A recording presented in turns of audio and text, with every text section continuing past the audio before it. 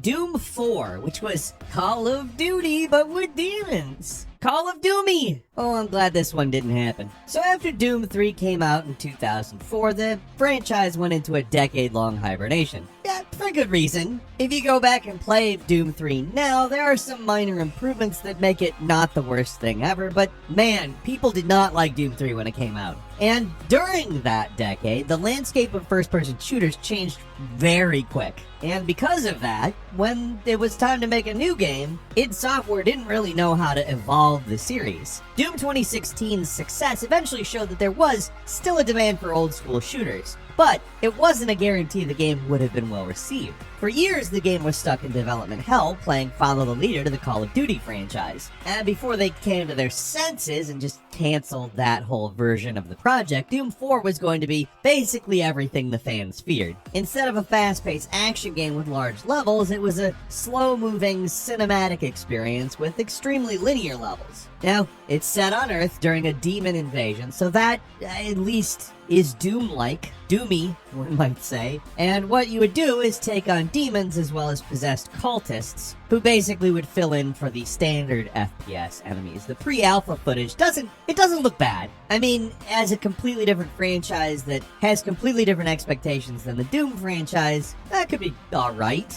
But the thing is, you just have to go fully in that direction, and obviously they want to retain some level of Doom's identity, so what it ended up looking like was something like Resistance, and to be frank, that's not Doom. If you're gonna make something that's not Doom, make it as something that isn't Doom. Start it as a new IP and build something unique. As an entry into the Doom franchise, you have to incorporate elements of Doom. And if you do that, you end up essentially watering down the whole formula either way. Either it's Doom or it's not Doom. It can't be kinda Doom. That's gonna be bad for everybody. Like, people who want it not to be Doom are gonna be mad because it's Doom-like. People who want it to be Doom are gonna be mad because it's kinda Call of Duty-like. And let's just say, Call of Doomy just sounds like some kind of New Coke type thing. I'm happy that they didn't make this version.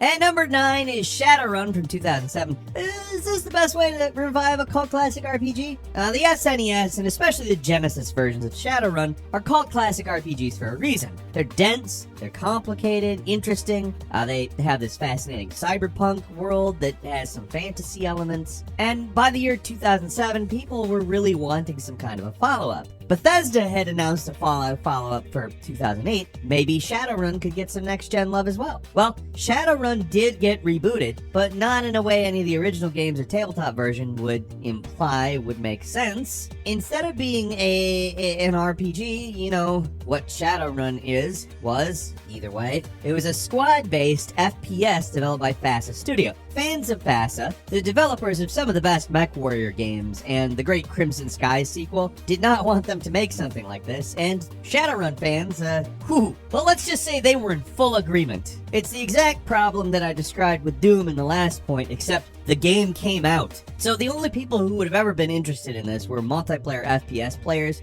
who had no interest in the IP at all, leading me to believe that it might have made sense to make this game and not call it Shadowrun, start a new IP, blah blah blah, what did I say in the last point, and just avoid the source material. Like, all it did was make everyone mad. There's a long list of IPs that have been inexplicably turned into multiplayer shooters. Like, does anybody remember Gotham City Imposters? It's the rights holder shoving a square peg into a round hole. It just doesn't work. And number 8 is Marvel Nemesis, Rise of the Imperfects, which I don't know what EA was smoking with this. Marvel superheroes pretty much remain some of the most well-known and beloved characters, period. That didn't stop for a while. Pretty much been going on and on. So EA and Nihilistic Software decided to make a fighting game where half the roster was a bunch of nobodies that you don't care about. So you can't play as the Hulk, but check these dorks out. You can play as Brigade, Johnny Ohm, and Fault Zone. I'm guessing Johnny Ohm has something to do with electricity, and Fault Zone probably something to do with earthquakes. Brigade? I don't know what Brigade... Like, there's nothing implied by that name. So it sounds like a fair trade, right? The whole thing's just a boneheaded idea. Like, it's... it's hard to wrap my head around it. I mean, the idea of a Power Stone-like Marvel fighting game, that's great. Like, when you say that, though, a Power Stone-like Marvel fighting game, the assumption is that you would include Marvel heroes that people care about. Otherwise, why do it? So, making most of the cast just completely unknown, well, kinda dulls the allure of it a bit. The game was not that much fun to play either, so it fails in every possible way. I can't get over how lame these guys are. They're literally called the Imperfects. The title was wrong, too. They did not rise. They were in it, but rise they did not. At number 7 is Dwarfs, a dark and gritty retelling of Snow White. Obsidian, fantastic developer. Fallout New Vegas is beyond a classic. But this Dwarfs game they were working on that got canceled, I don't know about this one. You ever had a friend who's really proud of some idea they had and they just go on and on about how brilliant and how awesome it is and how cool it would be if it got made, and you're kind of sitting there afraid to tell them how stupid they sound? Yeah, that's Dwarfs. It's a game that Brian Mitsoda, the designer and writer for Vampire the Masquerade Bloodline, said, "I think if it had come out, it would be considered a classic today." Everyone who worked on the project seems to have positive things to say about it, but it's a dark retelling of Snow White and the friggin' Seven Dwarfs. It didn't get canceled because it was too good, you know? Reading about the whole project today sounds like a parody, not something we're supposed to take seriously at all. Like the prince kills his mother by mistake. In a shocking opening sequence, Dopey was mute because of the trauma of watching his mother die. You know Dopey, the cartoon character that looks like this? Dopey, the guy that seems like he's got half a banana for a brain? Yeah, he's dark and tortured, guys. He doesn't speak, not because he's dumb, but because he's emo. That's just a bad idea. Maybe Obsidian could have done something decent with it. And again, a lot of people seem to talk positively about it that worked on it. And maybe it would have been a classic. Maybe it would have subverted all of our expectations. But as a starting point, the idea is not good. And number 6 is Star Wars The New Emperor, an FMV game starring everyone's favorite Star Wars character, C-3PO. Oh yeah, and no one else. This is a game we know almost nothing about other than a name and a basic premise, but that's really all it takes to earn a spot in this list because, yeah, what the hell were they thinking with this? Most of the canceled Star Wars games sounded like good ideas, like Battlefront 3 or Star Wars 1313, both of which were canceled for stupid reasons in my opinion, but whoever made the call to curb stomp this one, maybe that was the right choice. Well, not maybe. Everything about Star Wars The New Emperor is kind of baffling. It seems to be an FMV game set after Return of the Jedi about the Imperial Remnant crowning a new emperor. Not Snoke. Also, Palpatine hasn't, returned. It's a new dude. Maybe it was going to be a grand reintroduction of Triclops, Emperor Palpatine's son with an extra eye in the back of his head, which is a real character from a Star Wars EU book, which I can't imagine why Disney made all of that stuff not canon. Not even that it was bad, it would just be impossible to work with, and they also don't seem to be quite as competent.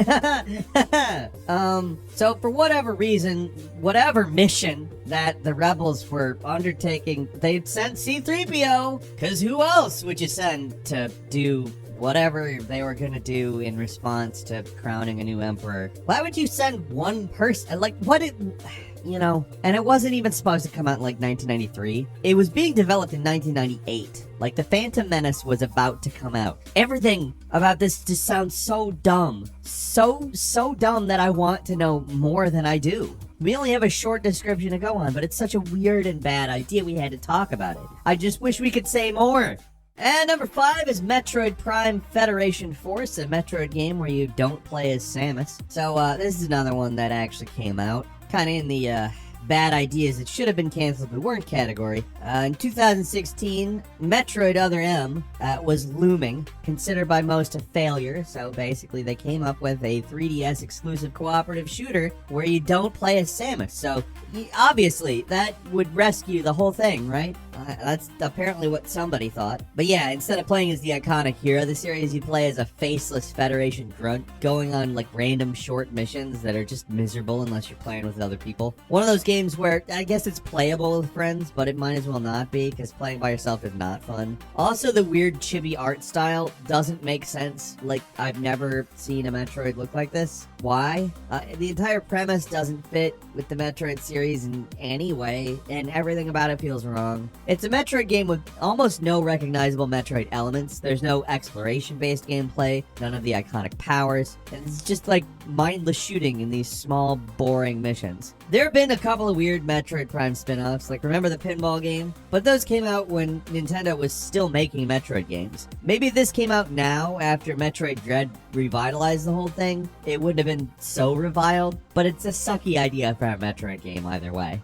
And number 4 is Duke Nukem Endangered Species, which is a Duke Nukem hunting game. In the early 2000s, the PC gaming market saw an absolute deluge of hunting games. The most popular were the Cabela's games, but those were hardly the only ones. There were a whole lot of them, and they were mostly bad, but more importantly, they were raking in money. Big money. And for a little while, they were a big business. So it kind of makes sense that a developer with a more established brand would want to try a hunting game spin-off with it, right? I don't know why they settled on Duke Nukem, but that's what happened. Sounds like a joke, but it was not a joke. It was way too real. Developer Action Forums actually tried to make a Duke Nukem hunting game. The prototype is actually out there. You can play it, and it is as bad as it sounds. Do I really need to say why this is a bad idea? Duke Nukem 3D was a game about exploring complex and interesting levels, not empty, featureless forests. Someone obviously realized it was a bad idea because it did get canceled. To add a bow to this bizarre story, elements of Duke Nukem Endangered Species actually eventually found their way into the equally insane